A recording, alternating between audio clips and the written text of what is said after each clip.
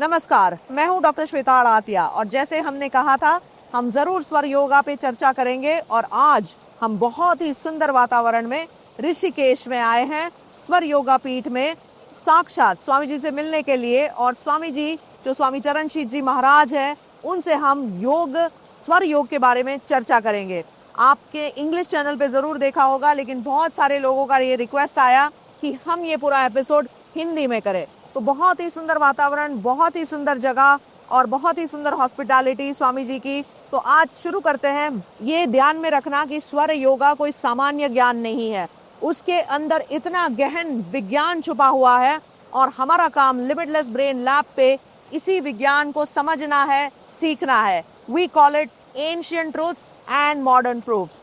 सो हम बहुत ही सरल उसमें आपके हेल्थ, आपके वेल्थ, आपकी प्रोस्पेरिटी, आपके रिलेशनशिप्स, आपकी पूरी जिंदगी को एक सिंपल तरीकों से स्वर विज्ञान के द्वारा, स्वर योग के द्वारा कैसे बदल सकते हैं, उस पर हम ये चर्चा करेंगे। आप जरूर इसको लाइक, सब्सक्राइब और शेयर करें, क्योंकि मुझे नहीं लगता है पूरी दुनिया में, और ये मैं दावे के साथ कह सकती हूँ कि बहुत सारे लोग हमारे पास स्वर विज्ञान के माहिर है, absolutely, who has not just studied but जिन्होंने उसको आत्मसात किया हुआ है। तो स्वामी चरणशील जी महाराज एक ऐसे ही विद्वान हैं जो स्वर योगा पे हमसे अब चर्चा करेंगे। तो बहुत बहुत धन्यवाद आपका स्वामी जी हमें ये समय देने के लिए। सो बहुत ही सिंपल और सरल भाषा में स्वर योग क्या होता है उस पे आप हमारी ऑडियंस को बता दें। स्वर योग इस सृष्टि का एक ऐसा योग है जिससे पूरा ब्रह्मांड एक माला की तरह एक होकर के काम करता है। तो जैसे हमारी एक श्वास है, तो ये हमारी एकमात्र श्वास नहीं है, ये श्वास पूरे ब्रह्मांड के साथ ब्रीथ कर रही है। और क्योंकि ये पूरे ब्रह्मांड को कनेक्ट किए हुए हैं, तो इस ब्रह्मांड में, इस जगत में, अंदर बाहर, हमारे शरीर के अंदर, इस ब्रह्मांड के अंदर, बाहर के दुनिया में जो भी घटनाएं घट रही हैं उसका सीधा संबंध हमारे श्वासों से होता है।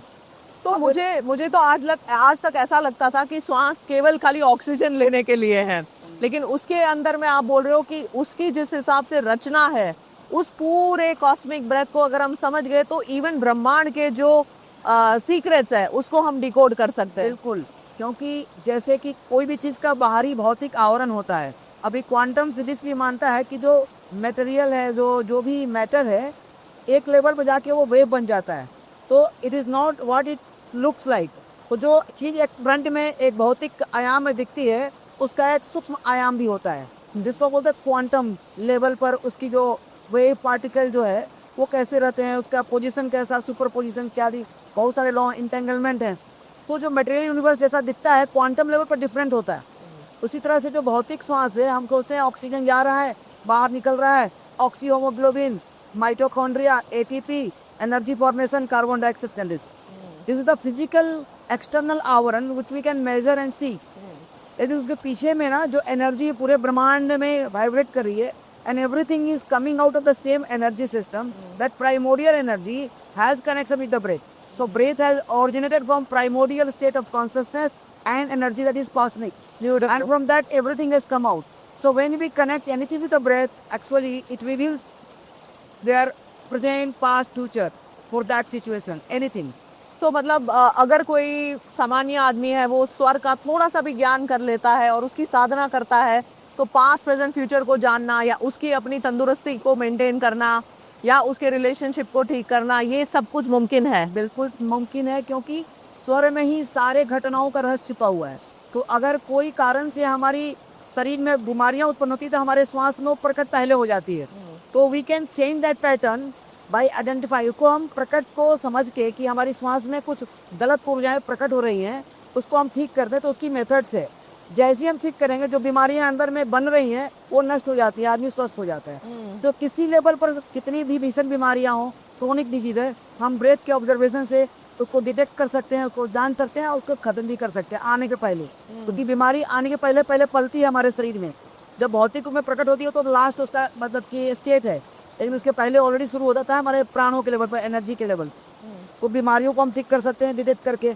उसके बाद कोई भी चीज़ हम कर रहे हैं तो विपरीत परिस्थितियाँ होती हैं कि कुछ ऐसा उसके साथ जुड़ा होता है कि इसका परिणाम बहुत गलत होगा, वो भी हमारे श्वास पर प्रकट हो जाता है। तो उसकी भी एनर्जी को हम पैटर्न को चेंज करके जो भी हम काम कर रहे हैं उसके वाइब्रेशन क्वांटम लेवल पर कहिए तो पूरे ब्रह्मांड में पॉजिटिव हम क्रिएट कर देते हैं and the whole universe respond पे, तो पूरा ब्रह्मांड जो है वापस जो है पॉजिटिव सिचुएशन क्रिएट करके हमें सक्सेस, हमें अबंडेंस, मैनिफेस्टेशन, जी बोलते हैं ना कि हम जो चाहे वो प्रकट हो जाए, रेफर वो सब चीज हो जाती है। सो बहुत अच्छा से बताया, लेकिन हम बहुत बेसिक से पूछते हैं आपसे कि एक्चुअल में जो राइट नॉस्ट्रिल है, लेफ्ट नॉस्ट्रिल है, मुझे थोड़ा सा ज्ञान है क्योंकि मैंने आपका पिछले दफ़ा का कोर्स भरा था। ये कोर्स बहुत ही ज़रूरी है भरने के लिए, क्योंकि छोटी छोटी चीज़ें हैं, जब आप समझ जाते हो तो बहुत बड़ा रिजल्ट आता है आपकी लाइफ में। मेरी लाइफ में कई ऐसे रिजल्ट आए हैं, हम चर्चा करते रहेंगे, लेकिन हमें बहुत ही ईजी वे में बताइए। मैंने सीखा था पिंगला, ईड़ा और सुषुम्ना, ये जो 3 नाड़ी होती है, थोड़ा सा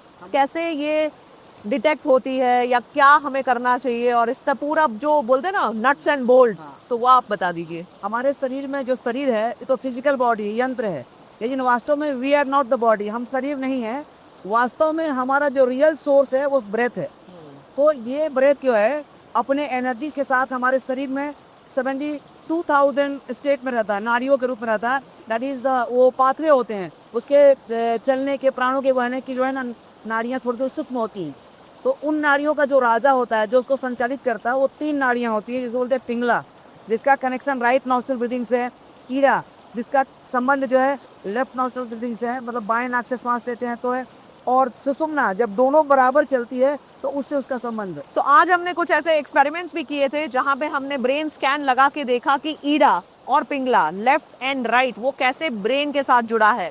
सो right side also represent sympathetic nervous system and it is also connected to your left brain, and left side is connected to the right side of your brain and it is also the parasympathetic system. बहुत संक्षिप्त में बताती हूँ parasympathetic और sympathetic होता क्या है। जो भी हमें डिजीज आता है, जो भी हम सफर करते हैं, बेसिकली इसी के इम्बैलेंस की वजह से होता है। मुझे स्ट्रेस हो गया, नींद नहीं आ रही है, कोई भी बीमारी है जो काफ़ी हद तक लंबे टाइम तक रहती है, जिसके हम क्रॉनिक स्ट्रेस कहते हैं, burnout, depression, anxiety, you name any disease, basically इसके इम्बैलेंस से ये होता है। तो सिंपैथेटिक जो होता है वो फाइट एंड फ्लाइट मैकेनिज्म होता है, पैरासिम्पैथेटिक जो होता है वो रेस्ट एंड डाइजेस्ट मैकेनिज्म होता है। हल्का सा सिंपैथेटिक जरूरी है because you have to work, you have to get that, लेकिन जब वो बहुत ज्यादा हो जाता है तो हम स्ट्रेस अनुभव करते हैं, और अगर वो बहुत कम, बहुत ज्यादा अगर पैरासिम्पैथेटिक हो जाता है तो हम डिप्रेशन, लेथार्जी, फटीग और ये सब करते हैं। तो सुषुम्ना जो होता है वो सेंट्रल होता है। अब हम सीखेंगे कि हम उसको कैसे पहचान सकते हैं और उस सुषुम्ना नाड़ी से और क्या संबंध है। कई सारी बार हमें ये क्वेश्चन आते हैं, लेकिन हमारे पास कोई परफेक्ट सोर्स नहीं होता है। मैं मानती हूँ कि स्वामी जी जो है वो एकमात्र ऐसे सोर्स है। It is like Ganga ji पे हम बैठे हैं, बराबर सोर्स के पास बैठे हैं, and that source will guide you in the simplest of the form. इसीलिए हमने कई सारे ऐसे स्वर विज्ञान पे कोर्स भी बनाए हैं, क्योंकि आपके लिए अकेले नहीं, आपके बच्चों तक को आप सिखा सकते हो। And believe me, when I as I said, जब मैंने ये किया, जब मैंने इसको अवेयरनेस में लाया, उसके बाद उस पर काम किया, मेरी जिंदगी जरूर बदली है। हाँ जी स्वामी जी, तो आप हमें ईड़ा, पिंगला और सुषुम्ना के बारे में बता रहे थे। मैंने थोड़े से न्यूरो साइंटिफिकली बताया कि वो कैसे कनेक्टेड है, बिल्कुल। तो आप प्लीज कंटिन्यू करें। तो जो ईड़ा, पिंगला, सुषुम्ना नाड़ियाँ हैं, कौन सी नाड़ी चल रही है उसके पहचानने की बहुत सरल विधि है। तो हमें बस अपने हाथों को यहाँ पर एक ट्रायंगल बना करके या सीधा यहाँ फिक्स करना है, और इसको ऐसा नहीं करना है, खुला रखना है। श्वास को मध्यम गति से छोड़ना है, एकदम स्लो भी नहीं, बहुत फास्ट भी नहीं। तो you will feel the air in the left farm और राइट फार्म। अगर एक तरफ राइट में आ रहा है तो हमारी राइट नॉस्ट्रिल पिंगला नाड़ी चल रही है, लेफ्ट की तरफ आ रहा है पाम में तो ईड़ा चल रही है, दोनों में बराबर लग रहा है तो सुषुम्ना चल रही है। तो हम नाड़ियों को बहुत आसानी से डिटेक्ट कर। मेरी फिलहाल सुषुम्ना चल रही है, क्या वो हम गंगा जी के पास बैठे हैं उसकी वजह से? पास बैठे हैं और हम लोग अध्यात्मिक चर्चा कर रहे हैं, तो उसके कारण से वैसी एनर्जी बन गई तो सुषुम्ना चल रही है। Right right right. सो अब आप हमें बताइए कि राइट साइड की नाड़ी कब कब एक्टिव होती है? इज देयर अ रिदम, कोई पैटर्न होता है इसका? पूरे नाड़ियों का एक तंत्र है, उसका पैटर्न का एक सिस्टम है जो दिन से, मून फेजेस से, सन मूवमेंट से, ईयरली मूवमेंट से, सीजन के मूवमेंट से, नक्षत्रों के प्लैनेटरी मूवमेंट्स, कॉन्स्टलेशन के मूवमेंट, जितने नक्षत्र मंडल हैं, ग्रह मंडल हैं, राशियां हैं, पृथ्वी के चारों तरफ जो भी ग्रह नक्षत्र और एनर्जीज हैं उनसे जुड़ा हुआ है, चंद्रमा के गति से जुड़ा है। तो हर एक चंद्रमा के मूवमेंट पर एक एक दिन में हमारे सूर्योदय, सूर्यास्त में खास नाड़ी ईड़ा या पिंगला चलनी चाहिए।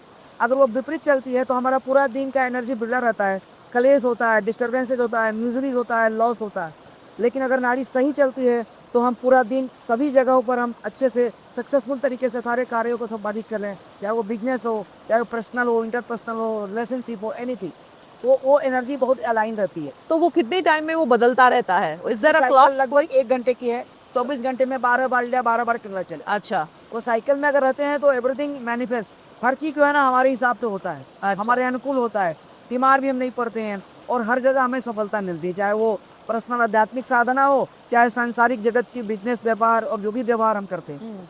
तो जैसे हम सुबह में उठते हैं तो कौन सी नाड़ी शुरू हो जाती है? What is the first thing that arises? जब सुबह में उठते हैं तो हमारी राइट, दाहिना, पिंगला या बायां ईरा भी हो सकता है। तो जो भी नाड़ी होता है उसकी साधना करके हम जब पृथ्वी लोक में पैर रखते हैं, उसकी एक बड़ी लंबी साधना है जो हम लोग कोष में बताते हैं। तो उस दिन की पूरे पृथ्वी लोक में जो भी नकारात्मक शक्तियां हमसे दूर हो जाती हैं। तो उस दिन जो भी काम करते हैं हमें सक्सेस ही मिलेगा। और जो भी बाधक शक्तियां हैं जो हमारे कर्मों से हमने क्रिएट कर रखा है 5 जन्मों से, इस जन्मों से, भाग्य से, वो सब हट कर पे हमें अनुकूल परिस्थिति पैदा करते थे। तो पहला हो गया, फिर सनराइज में होता है, और फिर घर से निकलना, अंदर कैसे, सारे के रूल हैं। आप एक एक रूल को फॉलो करेंगे तो ऐसे लगेगा कि सृष्टि हमारे साथ ही चल रही है और हम सृष्टि के साथ चलते हैं। ये आपने बहुत अच्छा बताया। Basically it is about the rhythm, Rhythm. It is about the synchronization with the universe, with the, क्योंकि हम जनरली भी ऐसा मानते हैं कि हम केवल शरीर हैं। हाँ। लेकिन हमारे पास एनर्जी बॉडी है, हमारे कई सारे कोश है, तो वो सारा क्या नाड़ियों से जुड़ा हुआ है? बिल्कुल बिल्कुल, हमारे पंचकोश हैं, भौतिक शरीर को अन्नमय बोलते हैं, प्राण में, मनो में, माइंड का पार्ट, मन बुद्धि चित्तान का, विज्ञान में बुद्धि विवेक आ जाता है, विस्डम बॉडी, और फिर अंत में आनंदमय कोश आत्मा। और वो आत्मा पूरे ब्रह्मांड की चेतना से जुड़ी हुई।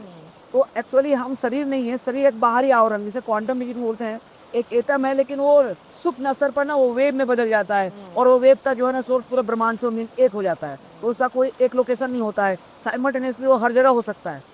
एंटेंगलमेंट में क्या होता है कि एक ही सोर्स के दो चीज हमेशा कनेक्टेड रहते हैं, चाहे वो कितना डिस्टेंस रहे। वैसे हम भी तो उसी ब्रह्मांड से निकले हैं, तो हम भी नियम के बंधे हुए हैं। So, उस रिदम को अगर हमने एक एक घंटे पे पहचाना, सबसे पहली बात मुझे लगता है, अगर हम ऑडियंस से भी पूछे, कितने लोग ये चीज जानते भी होंगे कि मेरा राइट साइड का नॉस्ट्रिल एक्टिव है कि लेफ्ट साइड का नॉस्ट्रिल है? मुझे लग रहा है कि वो एक सबसे पहली साधना होगी, being aware of your nadis. Yes बिल्कुल, क्योंकि ये जो हमारे श्वास है ना, इट्स वेरी मिस्टीरियस। इसमें हमारे जीवन से जन्म से मृत्यु तक जो भी घटनाएं घट रही है, सबका रहस्य छिपा है, चाहे वो नेगेटिव हो चाहे पॉजिटिव हो। और नेगेटिव एनर्जी अगर है तो हम उसको पहचान सकते हैं, उसको बदल के अपने जीवन में सकारात्मक परिवर्तन लाके अपने जीवन के हर क्षेत्र में हम सफल हो सकते हैं, चाहे अबंडेंस हो, चाहे परिपूर्णता हो, धन, लक्ष्मी, पुत्र, पौत्र, गोत्र वृद्धि इसको बोलते हैं हम लोग, और शांति, सुख, वैभव, यश, कीर्ति, जिसकी कामना हर मनुष्य करता है, वो हम सब प्राप्त करके अंत में हम सुकून से इस शरीर को छोड़ के मोक्ष को भी प्राप्त कर सकते। अरे वाह। सो मोक्ष तो बड़े दूर की बात है मोस्ट लोगों के लिए, लेकिन ऐसी शुरुआत करते हैं कि अगर किसी को तंदुरुस्ती रखनी है तो क्या क्या चीजें उनको नाड़ी में ध्यान भी रखना होगा और कुछ नाड़ी की साधना भी करनी होगी? पहले तुमको जानना होगा कि अलग अलग नाड़ियों की क्या चार क्षमता, किस प्रकार की, जैसे पिंगला है तो क्या है, कैसी एनर्जी है, पीड़ा है तो कौन सी एनर्जी, वो क्या करती है, सुकुम्मा क्या करती है, पहले इसका जानकारी। उसके बाद हमारे जीवन में जन्म से मृत्यु पर्यंत जो भी घटनाएं घट रही हैं, जो भी हम काम करते हैं, उसका संबंध किसी न किसी नाड़ी से होता है, और उस नाड़ी में प्रवाहित किसी न किसी तत्व से होता है। क्योंकि हम नाड़ी में सिर्फ श्वास नहीं लेते, उसमें 5 तत्व आते हैं। अच्छा, जैसे जैसे जैसे पृथ्वी, जल, अग्नि, वायु, आकाश, ये 5 तत्व एक एक करके आते हैं। हर एक तत्व का गुण होता है। तो कोई हम कार्य कर रहे हैं, वो किस तत्व से अलाइंड है। अगर हम विपरीत तत्व में करेंगे तो वो काम बिगड़ जाएगा, नाना प्रकार की हानि, क्लेश होगा, जीवन में दुख होगा, अशांति होगा। लेकिन अगर हम जानते हैं कि इस तत्व में ये कार्य करना चाहिए, वो तत्व वहां करके ला करके अपने स्वर में, अपने नाड़ियों में, और तब वो कार्य को करते पूर्ण सिद्धि मिलती है। एग्जाम्पल दीजिए आप जरा। जैसे कि कोई सुंदर घर बनाता है, बहुत खर्च करता है, लेकिन गृह प्रवेश में अगर उसकी लेफ्ट नॉस्ट्रिल में पृथ्वी तत्व न चले प्रवेश के टाइम में, तो जीवन भर दुखी रहेगा, प्रॉब्लम, झगड़े होंगे, क्लेश होंगे, अशांति होगी। अगर वो पहले तो उसको फाइंड आउट करना पड़ेगा कि ये वाला तत्व चल रहा है, तो क्या उसको वो फिक्स भी कर सकता है? तो फिक्स कर सकता है, नाड़ी को भी बदल सकता है और तत्व को भी बदलना हम लोग सिखाते हैं। अच्छा। तो इच्छित तत्व और नाड़ी जब चाहे हम चला सकते हैं, बहुत कम समय में। तो अगर आप इसका ज्ञान रखे, बहुत सूक्ष्म है, और ऐसा नहीं है कि कोई बिलीफ सिस्टम है, ये पूरा साइंस है। Your breath is not in the nostril, एक जगह नहीं होते हैं। कभी सांस ऐसे जाता है, कभी ऐसे जाता है, कभी ऐसे जाता है, कभी ऐसे जाता है, और सबका मतलब उसका एंगल, उसका लेंथ उसकी जो है शेप होता है, उसके अंदर एक टेस्ट होता है। अच्छा। तो ये पूरा सब लोग अनुभव कर सकता है, इसे नहीं कि हम ऐसे ही बोल रहे हैं। अगर पृथ्वी है तो इससे गुण है कि कब पृथ्वी चलता है, उसके उसके कई पैरामीटर से आप पहचान सकते हो कि हाँ अभी हमारे स्वर में पृथ्वी चल रहा है, तो उस समय पृथ्वी संबंधित कार्य करेंगे तो निश्चित सिद्धि मिलेगी। लेकिन उससे विपरीत किसी तत्व में काम उस काम को करेंगे तो असफलता, हानि, क्लेश, दुख, अशांति। तो मैंने आपके ऐप में भी देखा है कि नॉट जस्ट द तत्व, नॉट जस्ट द नाड़ी, लेकिन कई सारे नक्षत्र के साथ भी उसका कॉम्बिनेशंस है, तो वो कैसे काम करता है? जैसे पूरा ब्रह्मांड है ना, ब्रह्मांड खंड पिंड आद्या स्वर ने वही निर्मिता सृष्टि संहार करता का स्वर साक्षात महेश्वर। ये मुझे बड़ा अच्छा लगता है स्वामी जी, स्वर साक्षात महेश्वर। मतलब आपने स्वर को समझ लिया तो आपने महेश्वर महाकाल महादेव को समझ लिया। बहुत बढ़िया। क्योंकि हमारा स्वर जो है स्वयं महाकाल का स्वरूप है। ये शास्त्रों का वचन है, स्वयं भगवान शिव ने एक शास्त्र में माता पार्वती के सामने प्रकट। कौन सा शास्त्र था वो? शिव स्वरोदय शास्त्र। शिव स्वरोदय साधना। हाँ, तो उसमें क्या है, श्लोक है ब्रह्मांड खंड पिंड। ब्रह्मांड क्या है, अनंत कोटि ब्रह्मांड गैलेक्सीज। खंड क्या है, कि जिस भाग में हम रहते हैं, मिल्की वे नक्षत्र मंडल। मिल्की वे में हमारे क्या है 27 नक्षत्र हैं, उसके बीच में हमारे सोलर सिस्टम में 9 ग्रह हैं। तो ये हो गए खंड। और पिंड हो गए हम सब पृथ्वी लोक पर जितना जीव जंतु पेड़ पौधे हैं, ये सब पिंड हैं। तो ब्रह्मांड खंड पिंडाद्या स्वर नैव विनीता, उनका पूरा जीवन का संचालन, प्रकाश, जो भी गति है, वो भी मति है, जो भी चीज हो रही है सब स्वर के ही एनर्जी के प्रभाव से, गति से हो रही है। क्योंकि श्वास निकलता है तो शरीर मृत हो जाता है, ठीक है ना। तो स्वर चल रहा है तब हो रहा है। तो स्वर नैव ही निर्मिता, स्वर से ही निर्मित हुआ है। सृष्टि भी करता है, हमारा जीवन का विकास भी होता है। संहार, मृत्यु होती है, स्वर छोड़ देता है। शरीर से श्वास निकला, शरीर सड़ जाता है।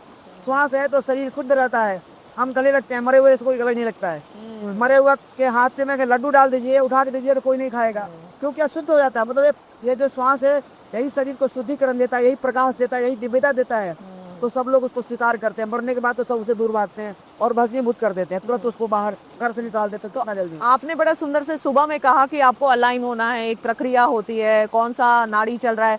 उसके बाद जैसे हम ऑफिस चले गए या हम कुछ खाना वगैरह खाते हैं, तो क्या उसमें भी कोई पद्धति फॉलो करनी होती है? बिल्कुल होती है। हम जब सुबह उठते हैं वो करते हैं, सूर्योदय करते हैं, घर से निकलने की नाड़ी होती है, ऑफिस में प्रवेश करने की नाड़ी अच्छा। होती है, और वहां से वापस आने की एक साइकिल है। अगर पूरा करते हैं तो उस दिन जो भी आप काम करेंगे पूर्ण सफलता मिलेगी। अगर वो बिगड़ गया तो फिर कुछ ना कुछ क्लेश उत्पन्न हो जाएगा, प्रॉब्लम, बाधाएं आ जाएंगी। तो अगर जो इस विज्ञान को जानता है उसके जीवन में नाना प्रकार की सिद्धियां, सफलताएं एकदम लाइन में लगी रहती हैं, आते रहती हैं। और ये क्या बहुत ज्यादा कॉम्प्लेक्स है सीखना? बहुत सिंपल है, बहुत सूक्ष्म है और बहुत सिंपल भी है। बताने वाला अगर सही मार्ग और सही तरीके से ज्ञान दे तो कोई भी व्यक्ति इसको अभ्यास कर सकता है, किसी भी स्टेट में, चाहे वो कोई स्टेट में हो। अच्छा। ऐसा नहीं कि हमको चुनना है कि यही इसके लिए उपयुक्त है। फ्रॉम बिगिनिंग, मतलब एकदम from the base to advance जा सकते हैं सारे लोग प्रॉपर सीख करके। तो एक आपने कहा ऑफिस में एंटर करने के लिए, फिर कुछ खाना वगैरह खाने के लिए खाना कोई? खाने का भी नाड़ी है। अच्छा, कौन सा है वो? जैसे कि पिल्ला नाड़ी है, इसमें अगर भोजन करेंगे तो भोजन का पाचन अच्छे से होगा वो, और रसों का असिमिलेशन, मेटाबॉलिज्म, कैटाबॉलिज्म सब बढ़िया काम करेगा। लेकिन अगर लेफ्ट में खाएंगे तो भोजन सड़ेगा और जा करके टॉक्सिन बनेगा, फिर हमारा माइंड मंद हो जाएगा, कंफ्यूजन, डिल्यूजन। मतलब भोजन से भौतिक असर पर काम नहीं करता, सूक्ष्म असर पर भी। हम बोलते हैं कि जो आप बाहर का जो खाना है वही आपका मन होता है। मन जैसा अन्न जैसा कण।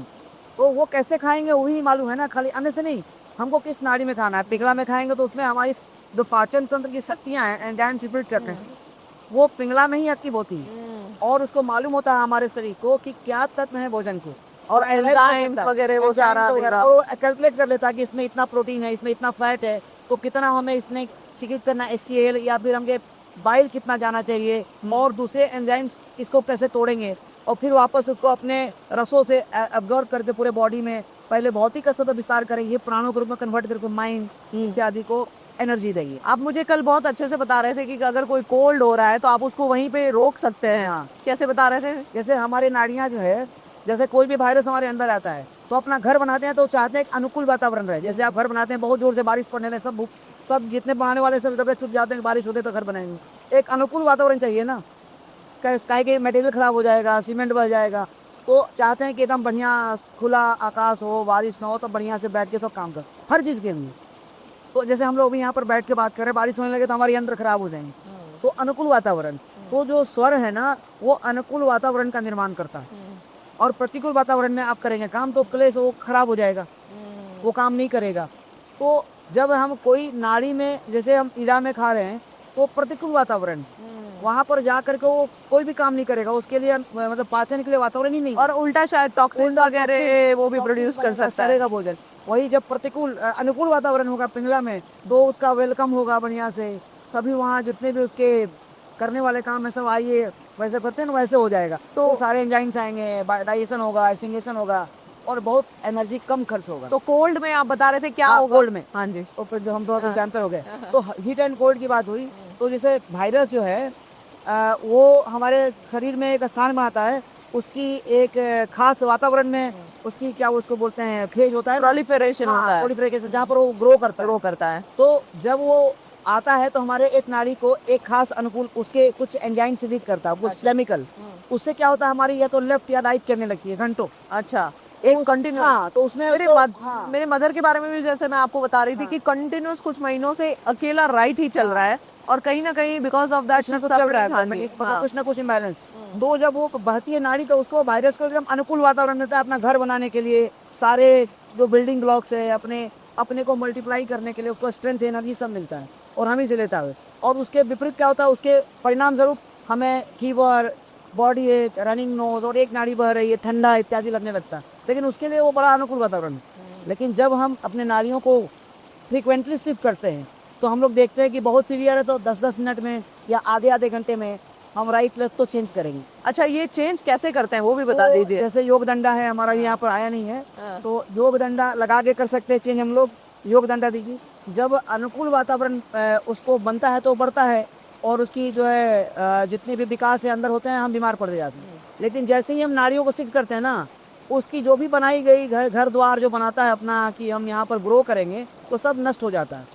तो हम राइट लेफ्ट फ्रिक्वेंट करते हैं, तो जब तक वो एनर्जी उसको नहीं मिलता 1-2 घंटे में मरना शुरू होता है, उल्टा काम होता है। जहाँ पर अच्छा, वो बाहर निकल जाएगा। हाँ, तो वो उसकी मृत्यु होने लगती है, वो खत्म होने लगता है। और अगर हम 6-7 घंटे तक ये बदलने वाली प्रक्रिया करते हैं, तो उसको अनुकूल वातावरण, एनर्जी नहीं मिलेगा, जिसके कारण से वो कमजोर हो जाएगा, और उसके बाद उसकी मृत्यु, फिर हमारा इम्यून सिस्टम भी उसको खत्म कर देता है। तो आप तो ये मैजिक वॉन्ड लेके आ गए है, अगर इधर लगा दिए तो इधर हो जाएगा राइट, लेफ्ट में लगाए, लेफ्ट आर्मपिट में लगा के माइल्ड प्रेशर दिए हल्का सा, तो राइट हो जाएगा, तो राइट खुल जाएगा। हाँ, और राइट में लगा दिए तो लेफ्ट, मतलब जिधर लगा देंगे वो बंद हो जाएगा, और जो नहीं लगाए। मुझे तो पहले लगता था कि ये खाली हेल्प लगे ना, डंडा है कि जो ऋषिज वगैरह को हेल्प करता था चलने के लिए। लेकिन बड़ा इंटरेस्टिंग सा फैक्ट एक ये भी है कि हम ये क्यों कर रहे हैं, क्योंकि एक्जिला जो हमारा होता है उसके अंदर में बहुत सारी नर्वस सिस्टम, बहुत सारी नर्व्स होती है जो सीधा ब्रेन में जाके हाइपोथैलेमस में जाती है, वहां से वो पूरे ऑटोनॉमिक नर्वस सिस्टम को रेगुलेट करती है। Is that correct Swami ji? Yes, वो वहां से ही पूरा ऑपरेट करके। यहाँ हमारे 3 पॉइंट होते हैं, इधर इधर और बीच में ज्यादा होता है अंदर की तरफ। तो जब ये हमारी योगदंड के गोल है यहाँ पर, हाँ, ऐसे इसके अंदर गोलाई है। हाँ, तो जब इसका बनाने का भी तरीका है, जो मार्केट में बना देते हैं नहीं मालूम है, तो बहुत सार बना देते हैं, तो और हमको हर्ट होता है, नाड़ी की चेंज नहीं होती। तो ऐसे योगदंडा बना करके, और फिर हम अगर इसको रखते हैं तो बड़ा सॉफ्ट भी लगता है। कितना टाइम रखना पड़ता है हमें? एक 30 सेकंड से 2 मिनट के बीच में चेंज हो जाता है। ओके, और आप खुद बाद में चेक आप चेक कर हो सकते हो, हाँ, कैसा चेक है। और एक बार आपने शिफ्ट कर ली तो कितना टाइम रहती है? वो 1 घंटा तक रह सकती है। अच्छा, 1 घंटा। कभी कभी क्या होता है तुरंत वापस आ जाती है, क्योंकि उसका साइकिल है। मान लीजिए हमारी लेफ्ट जो है ना, वो 2 घंटा चली है, और हम राइट से लेफ्ट कर रहे हैं, और जस्ट 2 मिनट या 5 मिनट पहले शिफ्ट हुई, हम अवेयर नहीं थे, उसको जानते नहीं थे, या हमने ध्यान नहीं दिया। तो जब वापस फिर लेफ्ट करेंगे ना, वो योग दंडा से हो जाएगा, लेकिन जैसे ही हटाएंगे वो वापस चला जाएगा, क्योंकि उसकी साइकिल पूरा हो गई है। तो आज हमने कई सारे ऐसे ब्रेन के स्कैनिंग्स भी किए हैं, जहाँ पे जब नाड़ी चेंज होती है तो ब्रेन के अंदर में कौन कौन से वेव्स मौजूद है, क्या क्या वेव्स के चेंजेस हो रहे हैं, कैसे हो रहा है, उस पर भी हम जरूर चर्चा करेंगे। बट अगर आपको ये सिंपल सा विज्ञान है, ज्ञान है, समझना है, सीखना है, तो प्लीज कमेंट्स पे लिखना। हमारा एक हिंदी वाला कोर्स भी बहुत जल्द मैं और स्वामी जी साथ में लेके आ रहे हैं। मैं उसका थोड़ा सा नर्वस सिस्टम के बारे में बताऊंगी, जो हमें ब्रेन के स्कैन के माध्यम से पता है, और स्वामी जी ऑफकोर्स पूरा आपको सिखाएंगे और बताएंगे। जैसे आपने सुना कि बहुत सिंपल सी चीज, जैसे आप सुबह में उठते हैं, खाना खाने के टाइम पे आप कौन सी नाड़ी करते हैं, बड़ी आसानी से आप अपनी नाड़ी वगैरह चेंज करते हैं। अब मैं सुषुम्ना पे आती हूँ, क्योंकि जब जब आपसे सीखा, और मैं कोई भी टेम्पल में जाती हूँ, मॉस्क में जाती हूँ, गुरुद्वारा में जाती हूँ, कोई भी होली प्लेस में जाती हूँ, या जैसे हम गैंजीज के पास बैठे हैं, तो तुरंत ही जैसे ही मैं चेक करती हूँ और वो सुषुम्ना ही आ जाता है। तो जब सुषुम्ना आता है तो शरीर में क्या क्या चेंजेस होते हैं, मन में क्या चेंजेस होते हैं, ब्रेन में क्या चेंजेस होते हैं?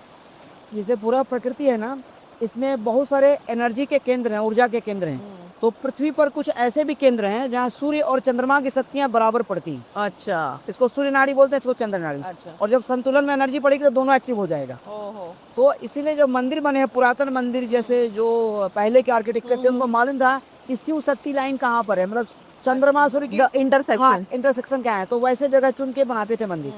तो एक तो वहाँ पर ऊपर से वहाँ जो पूजा होती है, वहाँ एनर्जी क्रिएट होती है, तो उसको और एम्पलीफाई कर देती है। तो जब भी आप वहाँ जाते हैं वैसे मंदिरों में जो उस तरह से बने हैं आर्किटेक्चर से, तो आपकी सुधन्ना एक्टिव है। सुधन्ना नाड़ी क्या है, आपकी आध्यात्मिक चेतना को बढ़ा देती है।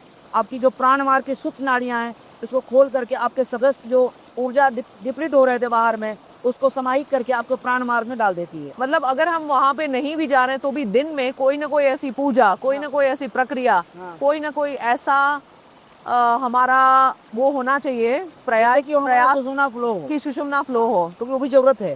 तो हमारे बॉडी के अंदर, शरीर के अंदर ना नकारात्मक तत्वों को अलाइन करके हमें अपने सूक्ष्म जो डिवाइन पावर्स है उसका जोड़ देता है। हाँ, उस टाइम में संसारिक कोई भी काम सफल नहीं होगा, लेकिन उसमें आप मेडिटेट करोगे, मंदिर जाओगे, कोई भी इवोल्यूशन के जो आप अपने साधना के लिए करते हो, इवोल्यूशन के लिए, दैट विल बी वेरी, वो बहुत ही बेनिफिशियल होगा, बहुत ही लाभकारी होगा। और सुषुम्ना को फ्लो करने की भी विधियाँ हैं, जो कि हम लोग अपने कोर्सेज में बताते हैं कि कैसे कैसे सुषुम्ना होती है। सुषुम्ना में कई प्रकार के हैं, दैवीय सुषुम्ना है, उसमें फिर काली शक्तियों की सुषुम्ना अलग होती है। अच्छा। तो कहीं पर अगर हॉन्टेड जगह है, कहीं बहुत नेगेटिव एनर्जी है, तो वहाँ एक अलग सुषुम्ना चलती है। अच्छा। और मंदिरों की सुषुम्ना अलग होती है। अच्छा। बहुत सारे रूप हैं उसके। मुझे जो आपका सबसे अच्छा लगता है कि आप बड़े ओपन हैं और टेक्नोलॉजी को काफ़ी अच्छे से समझते हैं, जानते हैं, आपने ऐप भी खुद से बनाया हुआ है। तो ये बहुत ज़रूरी है क्योंकि मॉडर्न साइंस थिंग्स दैट ये सब कुछ केवल बताया गया था, इसका कोई मूल नहीं है, इसका कोई आधार नहीं है। लेकिन जैसे जैसे हम ये एक्सपेरिमेंट्स करते हैं तो हमें बड़ा क्लियर हो जाता है कि everything is very scientific. Very scientific. इसके पीछे जो भी राज छुपे हैं वो सारे बिल्कुल साइंस के बेस के माध्यम से है। साइंस और अध्यात्म अलग नहीं, ये कॉम्प्लीमेंट्री है। साइंस तो बहुत पुरातन काल में योगियों ने बहुत ही एडवांस स्टेज में क्वांटम लेवल पर वो जाने की क्षमताएं थी, तो बैठ के एकदम सूक्ष्म जो उनका डायमेंशन था वहाँ प्रवेश करते थे। फिर वहाँ से जो चीज़ें वाइब्रेशन जो कैसे हमें भौतिक रूप में कंट्रोल करती हैं, बदलती हैं, उसको उन्होंने देखा, पढ़ा, फिर उन्होंने पूरा साइंस डेवलप कर लिया।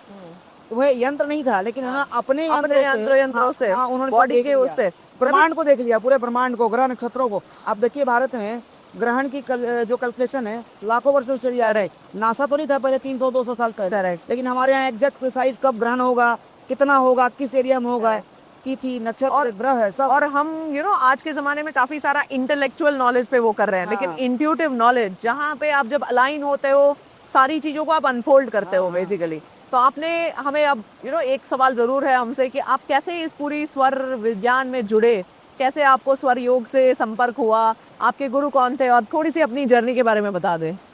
देखिए, मैं छोटे बचपन से ही ना, हमारे घर में जो मेरे दादा थे, मेरी दादी थी, परिवार का बड़ा ही रिलीजियस था और स्पिरिचुअल भी था। वो साधना करते थे, मंत्र जाप, दीक्षित से गुरुओं के पास जाते थे, उनके गुरु थे।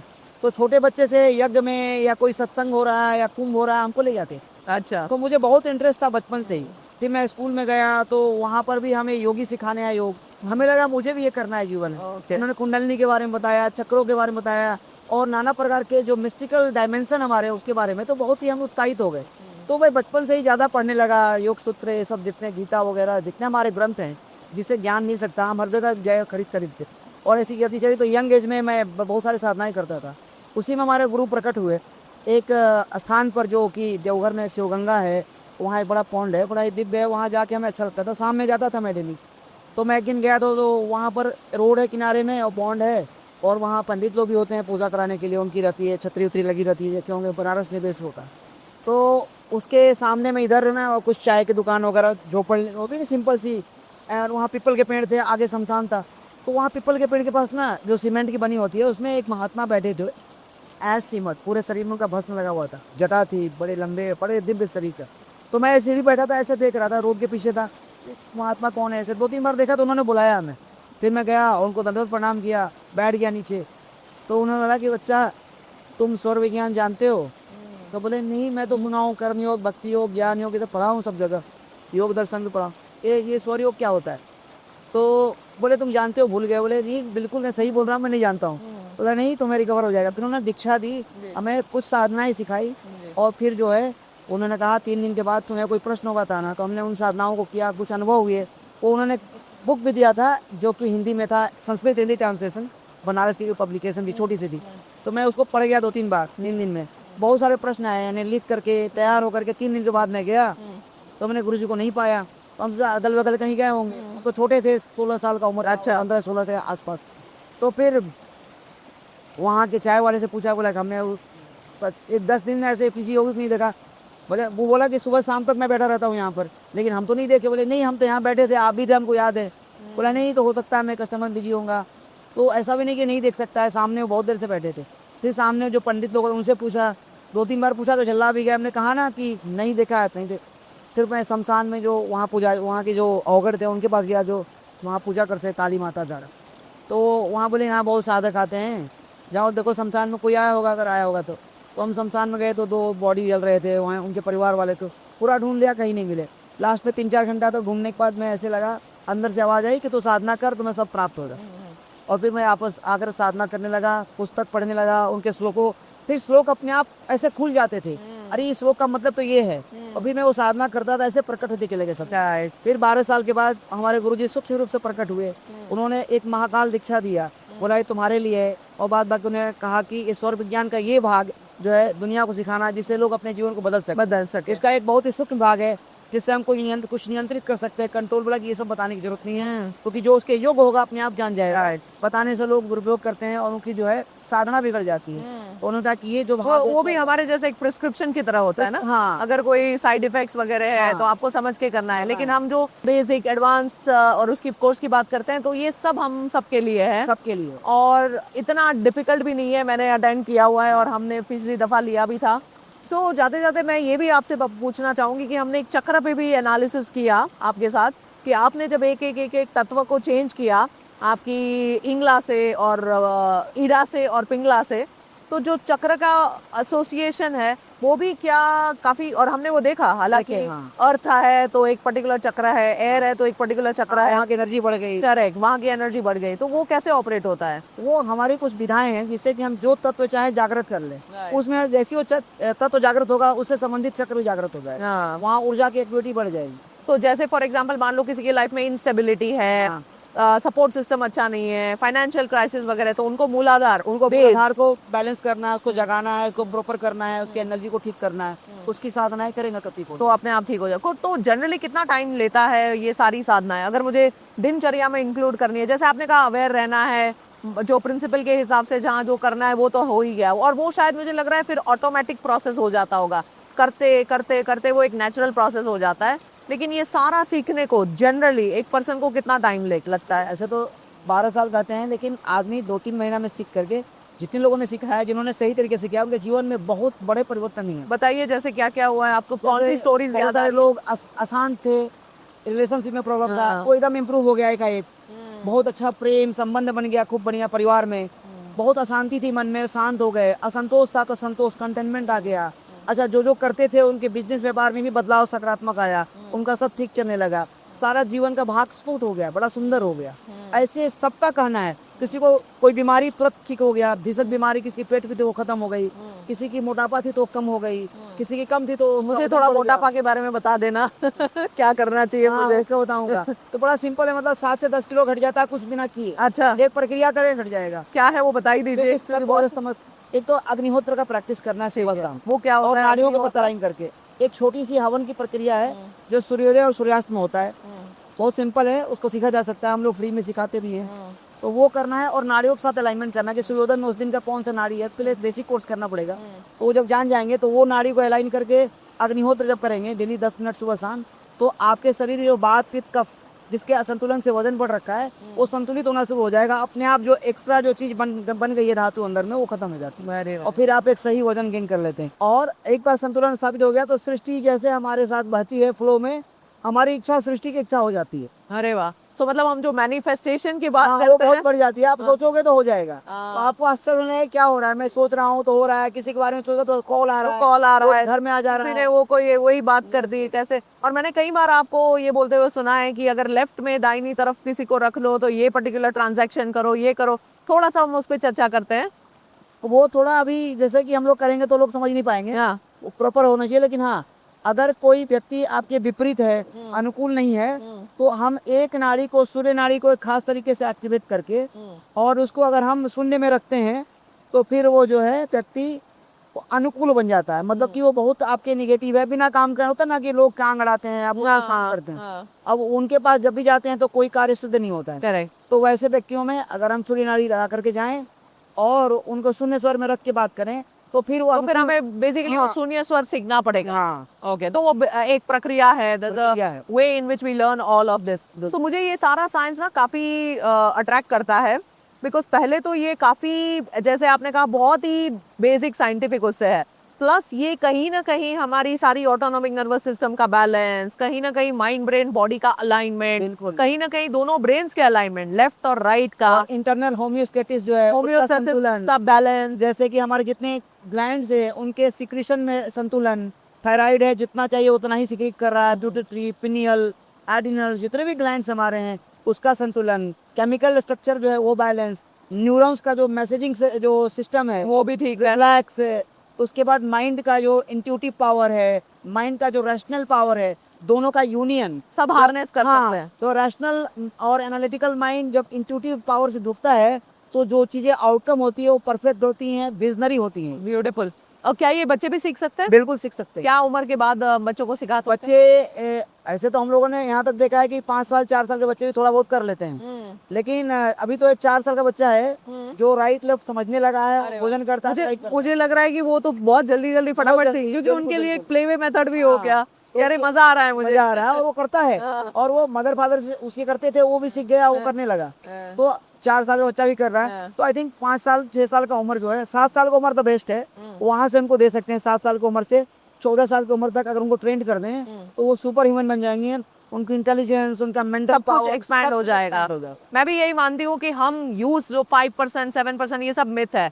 हम यूज तो सारा ब्रेन करते हैं, लेकिन हमें वो टेक्निक्स नहीं आती है, हमें वो ऑप्टिमाइजेशन का पता नहीं है। आपने बीच में अग्निहोत्र के बारे में कहा था, आज तो हम यहीं पे समाप्त करेंगे, लेकिन अगली चर्चा में हम अग्निहोत्र पे जरूर बात करेंगे, क्योंकि मैंने खुद जो ये अनुभव किया कि जब हमने वॉलंटियर्स लगाए अग्निहोत्र से, और अग्निहोत्र में सिंपल सा आप एक मंत्र बोलते हो, आप सूर्योदय के टाइम पे और सूर्यास्त के टाइम पे एक छोटे से हवन कुंड में कंडे, और उसको जब हम सीक्रेट फायर में बर्न करते हैं तो सब लोगों के इमीडिएटली पोस्ट दैट गामा आने लगे हैं। और हम ये गामा ब्रेन के बारे में बार बार क्यों चर्चा करते हैं? क्योंकि जब आपके पास इतना सारा गामा हो जाता है तो जो ब्रेन की गतिविधियां है वो काफ़ी शार्प हो जाती है, मेमोरी अच्छी हो जाती है, कॉग्निशन अच्छा हो जाता है, कुछ भी सीखना, कुछ भी समझना, किसी भी चीज़ को इंट्यूटिव तरीके से करना, एम्पैथी, इमोशनल रेगुलेशन, ये सारा कुछ बहुत अच्छे से हो जाता है। तो अग्निहोत्र के बारे में हम ऐसे ही चर्चा कंटिन्यू रखेंगे, क्योंकि ये बहुत ही सुंदर सा स्थल है। तो मुझे लगा कि rather than sitting in an indoor, जब इतना सुंदर गंगा जी बह रहे हैं और इतना अच्छा ज्ञान की गंगा भी बह रही है, तो क्यों ना हम इसका फायदा उठाएं। तो आप लोगों का बहुत बहुत शुक्राना इस पर्टिकुलर एपिसोड को देखने के लिए। हम कोर्स की सारी डिटेल्स नीचे कमेंट सेक्शन में रखेंगे। आपके कोई भी सवाल हो, आपका कोई भी डाउट हो, या आपको ज़्यादा समझना हो, तो ज़रूर वेबसाइट्स को भी रिसर्च करें। स्वामी जी का ज्ञान बहुत ही उच्च कोटि का है, और साइंटिफिक तरीके से जब हम ये पूरी दुनिया तक लेके जाएंगे, बच्चे बच्चे तक को अगर हम ये पहुंचा पाए, तो मुझे लग रहा है there is not going to be any disease in this world. And disease not just in the physical self, but also in the emotional self, in the wealth, in the relationship etcetera. तो हम तन, मन, धन और संबंध सबको fix कर सकते हैं। तो बहुत बहुत धन्यवाद स्वामी जी आपका धन्यवाद आपका इस पूरे पॉडकास्ट के लिए।